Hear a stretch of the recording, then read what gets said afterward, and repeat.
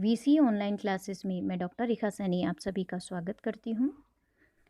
अयोध्या सिंह उपाध्याय का लिखा गया प्रिय प्रवास हम पढ़ रहे थे।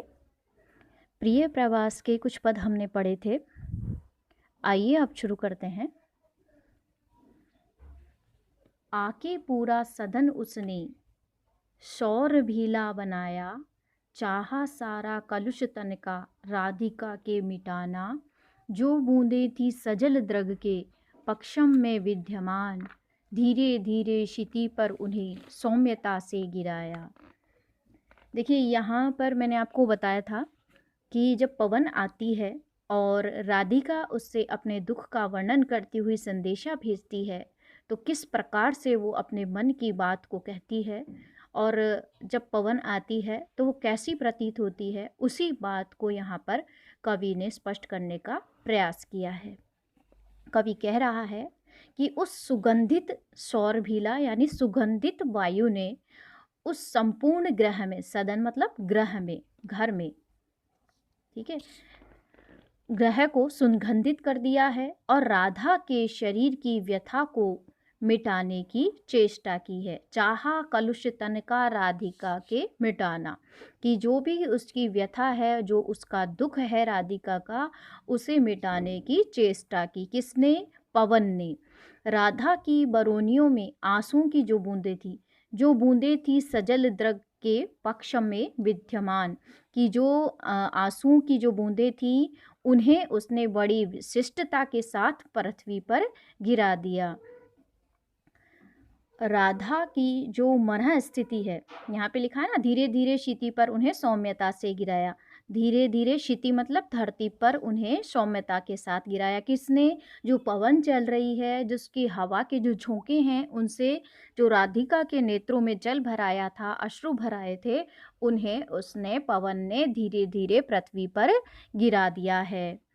अब आगे देखिए। श्री राधा को यह पवन की प्यार वाली क्रियाएं थोड़ी सी भी न सुखद हुई, हो गई वैरिणी सी। भीनी भीनी महक मन की शांति को खो रही थी, पीड़ा देती व्यथित चित्त को वायु की स्निग्धता थी।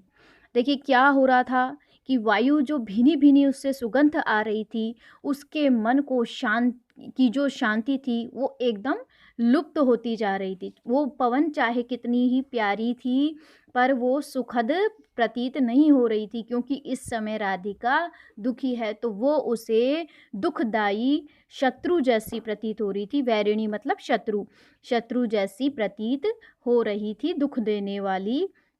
भीनी भैनी महक मन की शांति को खो रही थी, और जो उसकी भीनी भीनी सुगंध आ रही थी, जो मन को मोहने वाली थी, लेकिन वो क्या कर रही थी? शांति को एकदम खत्म कर रही थी। मन मोहने की बजाय वो शांति को नष्ट कर रही थी। शीतलता जो थी वायु की, स्निग्धता, उसके दुखी मन को और अधिक पीड़ा दे रही थी। पीड़ा व्यथित चित्त की वायु की स्निग्धता थी, जो उसकी स्निग्धता थी, भीनापन था, जो शीतलता थी, वो राधा के हृदय को और भी अधिक पीड़ादायी बना रही थी, पीड़ा को और ज़्यादा बढ़ा रही थी, दुख को बढ़ा रही थी। ठीक है, आगे देखते हैं। संतापों को विपुल बढ़ता देख के दुखिता हो, धीरे बोली सदुख उससे श्रीमती राधिका यूं। प्यारी प्रातः पवन इतना क्यों मुझे है सताती, क्या तू भी है कलुषित हुई काल की क्रूरता से। अब देखिए, राधिका पवन से बात करती है, वायु से बात करती है, और किस प्रकार से कहती है कि जब राधिका ने देखा कि और अनुभव किया कि जो वायु है वो क्या कर रही है, उसके दुखों को और ज़्यादा बढ़ा रही है, उसकी वीर्य वेदना को और अधिक बढ़ा रही है। धीरे बोली सदुक उससे राधिका यूं, तो फिर धीरे से राधिका उससे कहती है कि अपने दुखपूर्ण शब्दों में वायु से कहती है कि प्रातःकालीन वायु तू मुझे इतना क्यों सता रही है। ए प्यारी प्रातः पवन, इतना तू मुझे क्यों सता रही है। मेरे दिन इस समय फिरे हुए हैं, यानी समय मेरे प्रतिकूल है और क्रूर बना हुआ है, और तू इतना क्यों सता रही है। कलुषित हुई काल की क्रूरता से, और मैं क्या हो गई हूँ, कलुषित हो गई हूँ, इस समय की दुष्टता का प्रभाव कहीं तुझ पर भी नहीं पड़ गया है, जिससे मुझे ऐसा दुख दे रही है। यहाँ पर ये प्रताड़ना दे रही है वायु को। कौन दे रही हैं? राधिका जी। आगे देखिए, कालिंदी के कल पुलिन पे घूमती सिक्त होती, प्यारे प्यारे कुसुम चय को चूमती गंध लेती, तू आती है वहन करती वारी के सीकरों को, हाँ पापिष्टे फिर किस लिए ताप देती मुझे है। देखिए यहाँ पर भी राधिका जी ने क्या किया है, अपने विरह का वर्णन किया है, और यमुना जो नदी है उसके समीप ये वायु घूमती है, तो उसे प्रताड़ित करती हुई राधिका जी कहती हैं कि तू यमुना नदी के किनारे सुहावने किनारों पर घूमती है, और जिससे तू आर्द्र हो जाती है। आर्द्र मतलब तू नर्म हो जाती है, नम हो जाती है। तू सुंदर पुष्प समूहों का भी चुंबन करती है, अतः उनकी सुगंध को स्वयं में मिश्रित कर लेती है, सम्मिलित कर लेती है। यमुना किनारे से बहती हुई जब तू इधर की ओर आती है, तो तुझ में जल के कण मिले होते हैं, आर्द्रता होती है कि तू आती है वहन करती वारी के सीकरों को। जो वारी है यानी जो पानी है उसके जो नम्रता है, सीकर जो उसकी नमी है, उसके कण हैं, उनको लेकर तू आती है। हाँ पापिष्टे फिर किस लिए ताप देती मुझे। जब तू इतना वारी के जो कण हैं, जल के जो कण हैं वो लेकर आती है, फिर तू मुझे ताप क्यों देती है, मेरे दुख को क्यों बढ़ाती है। फिर आगे देखिए, क्यों होती है निष्ठुर इतना, क्यों बढ़ाती व्यथा है, तू है मेरी चिर परिचिता, तू हमारी प्रिया है, मेरी बातें सुन मत सता, छोड़ दे वामता को, पीड़ा खो के प्रणत जन की है बड़ा पुण्य होता। यहाँ पर भी देखिए उन्होंने यही बात कही है कि मेरी समझ में नहीं आता कि तू इतनी क्रूर होकर मेरे हृदय को की जो व्यथा है उसको क्यों बढ़ा रही है। तू निष्ठुर यानी क्रूर, क्रूर होकर तू मेरी व्यथा को क्यों बढ़ा रही है। तू तो मेरी चिर परिचिता है, यानी तुमसे मेरा तो बहुत पुराना परिचय है, और तुम इतनी प्रिय मेरी सहेली हो, अतः मेरी बातें सुन मत सता। अब तुम मेरी बात सुन लो और मुझे सताना छोड़ दो। तुमसे तो मेरा बहुत पुराना परिचय है, तो और तुम मेरी प्रिय सहेली हो, अतः तुमसे मेरी प्रार्थना है, पर ध्यान दे कि अपने स्वभाव के टेढ़ेपन को छोड़कर मुझे सताना छोड़ दे, कि तुम मेरी बात सुनो और मुझे सताना छोड़ दो। पीड़ा खो के प्रणत जन की है बड़ा पुण्य होता, कि तुम्हें यह मेरी प्रार्थना पर ध्यान दो।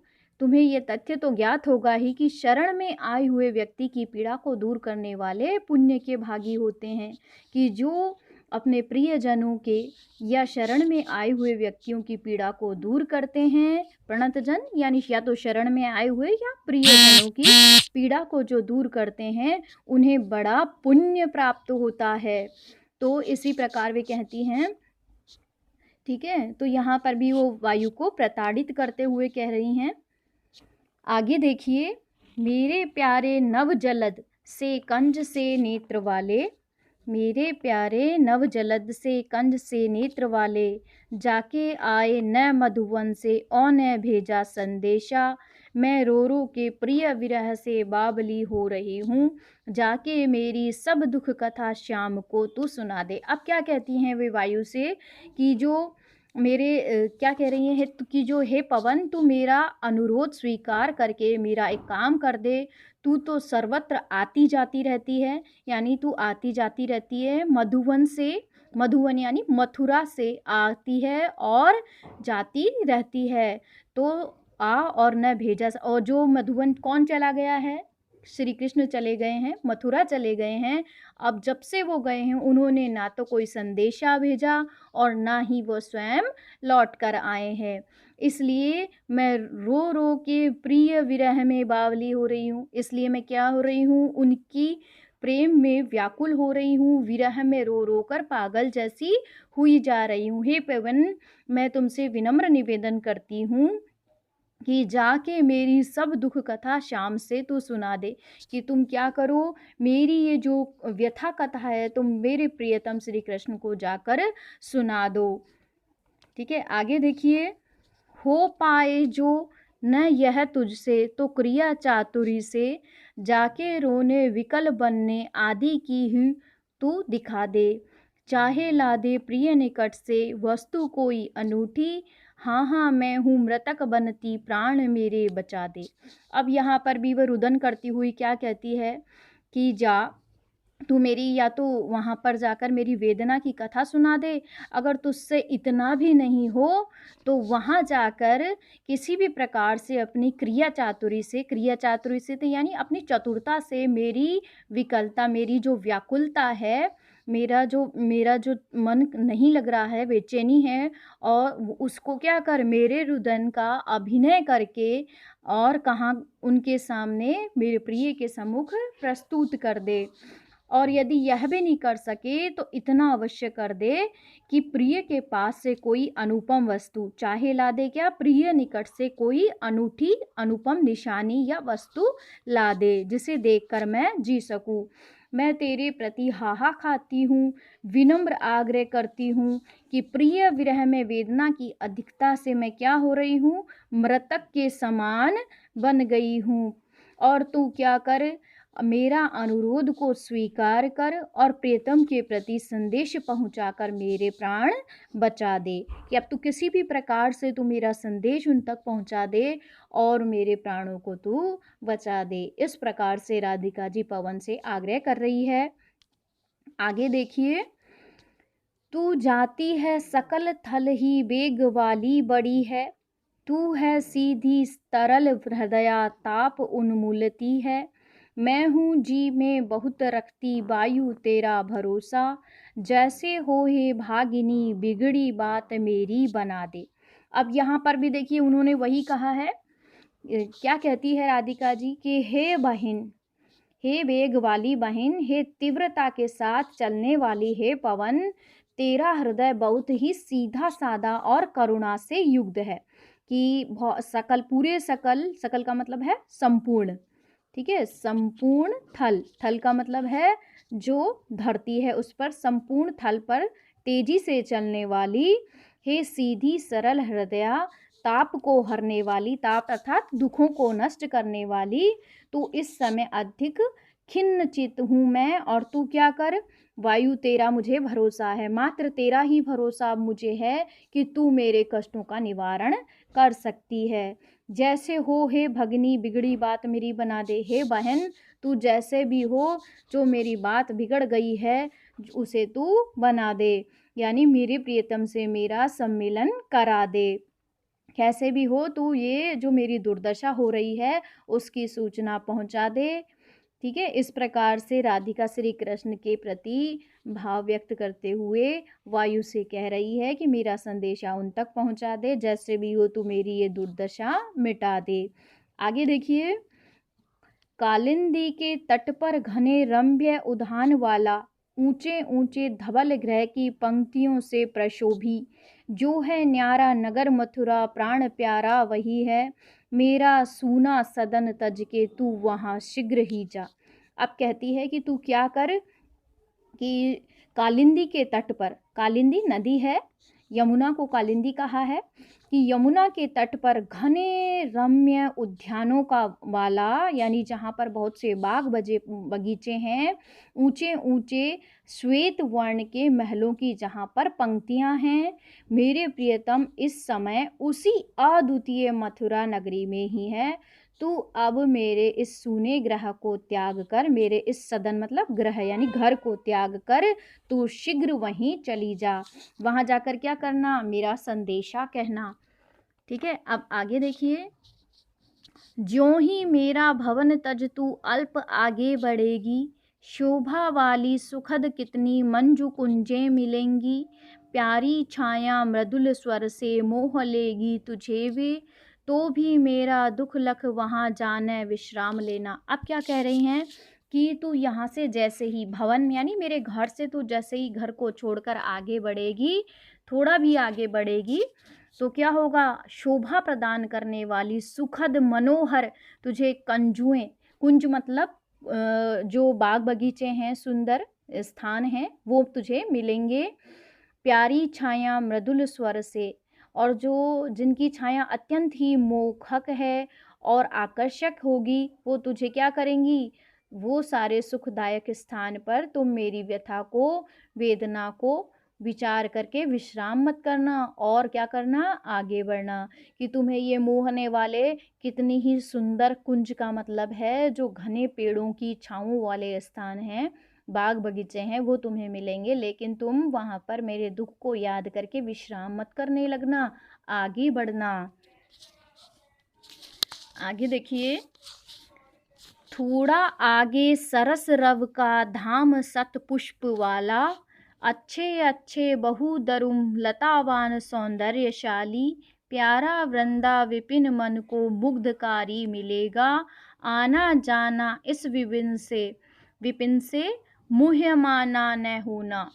देखिए यहाँ पर भी वो यही कहती हैं, क्या कहती हैं राधिका पवन से, कहने लगती, यदि तुम्हें वृंदावन से आगे मथुरा की ओर जाते समय मार्ग में कोई थका हुआ व्यक्ति दिखे, ठीक है, थोड़ा आगे सरस रव का धाम सतपुष्प वाला, तो क्या करना वहाँ पर, तो उसके पास जाकर उसकी सभी बाधाओं पीड़ाओं को मिटा देना। अगर तुम्हें वहाँ पर कोई ऐसा व्यक्ति मिले जो दुखी हो, तो उसकी सारी दुखों को तुम मिटा देना। तू उसके पास जाकर उसकी सभी बाधाओं पीड़ाओं को मिटा देना। इस कार्य के लिए तू उसके शरीर को धीरे धीरे स्पर्श करके समस्त संताप मिटा देना। ये ना, सरस रव का धाम सत पुष्प वाला, अच्छे अच्छे बहुत द्रुम लतावान सौंदर्यशाली, और इस कार्य के लिए तू अपने शरीर को धीरे धीरे स्पर्श करके समस्त उसके दुख मिटा देना। अपनी शीतल मादक सुगंधों से उसके उस थके हुए व्यक्ति को एकदम प्रसन्न चित्त बना देना। कि तू यहाँ से जब जाएगी तो रास्ते में तुझे जो भी मिले, इस वृंदावन से जाएगी तो तू मुग्धकारी होगी, यानी मोहन, तेरे अंदर शीतलता, मादकता, सुगंध होगी, जिससे तू क्या करना, जो भी थका हुआ व्यक्ति मिले उसे प्रसन्नचित बना देना। ठीक है, आगे देखिए, जाते जाते अगर पथ में क्लांत कोई दिखावे, तो जाके सन्निकट उसकी क्रांतियों को मिटाना। धीरे धीरे परस करके गात उत्ताप खोना, सद्गंधों से शमित जन को हर्षिता बना देना। जो भी मिले उसको क्या करना, प्रसन्न बना देना। ठीक है, उसके गात का मतलब होता है शरीर, उसके शरीर को छूकर उसके ताप को, उसके दुख को मिटा देना। ठीक है, आगे देखिए,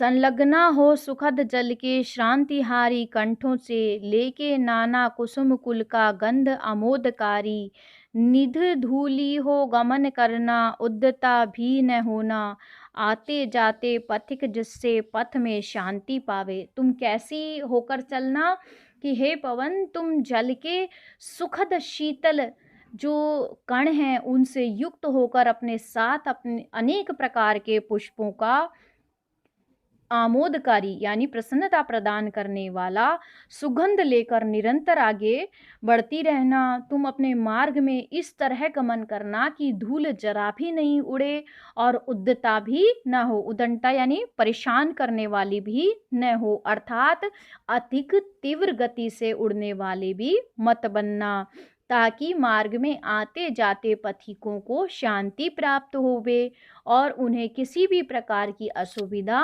न हो सके। इस प्रकार से तुम यहाँ से जाना। ठीक है, यहाँ पर इस पूरे जो प्रिय प्रवास में संदेश जो भेजा गया है राधिका द्वारा, इस छंद में मंदाक्रांता छंद के द्वारा इन्होंने स्पष्ट किया है और दिखाया है किस प्रकार से अपनी वेदना को अभिव्यक्त करती है राधिका और अपना संदेश पवन के द्वारा श्री कृष्ण तक भेजती है। आज के लिए इतना ही, धन्यवाद।